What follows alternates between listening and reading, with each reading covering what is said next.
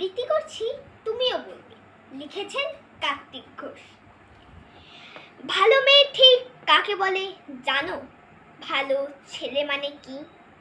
তুমিও বলবে সহজ প্রশ্ন, মাপকাঠি একটি।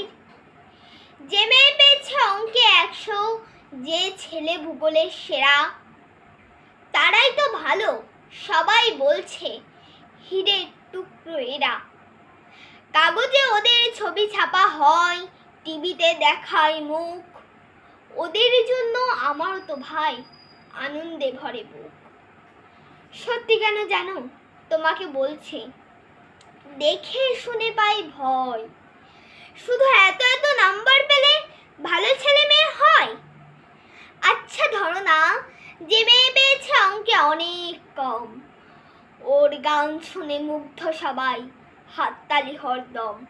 ওই যে ছেলেটা পাশ করে গেছে এবারেও টেনে টুনে, বলতে কি ভাই আমরা অবাক ওর আবৃত্তি শুনে। নাটকে ওর নেশা আছে খুব, পরের বিপদে ছুটে। পাড়ার তিন্নি বাংলায় নাকি 30 পেয়েছে মোটে, কিন্তু মেয়েটা খেলাধুলাতে 10 খানা গায়ে নামি। সত্যি বলো তো, তুমিও বলবে ওরা নয় কেউ দামি? চাই যে অনেক ইঞ্জিনিয়ার, চাই আরো ডাক্তার, পাশাপাশি চাই শিল্পী, খেলুড়ে, স্নেহময়ী সিস্টার। কম নম্বর পাওয়া ছেলেটাই কারিগর বলে আজ দেশটা গড়তে ওর হাতে দেখো কত দরকারি কাজ।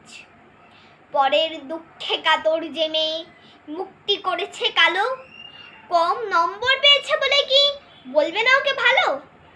অভাবের টানে কলেজে পড়েনি, ছোট দরমার বাড়ি, তবুও ছেলেটা বাবা মাকে দেখে, ভাড়াতে চালায় গাড়ি।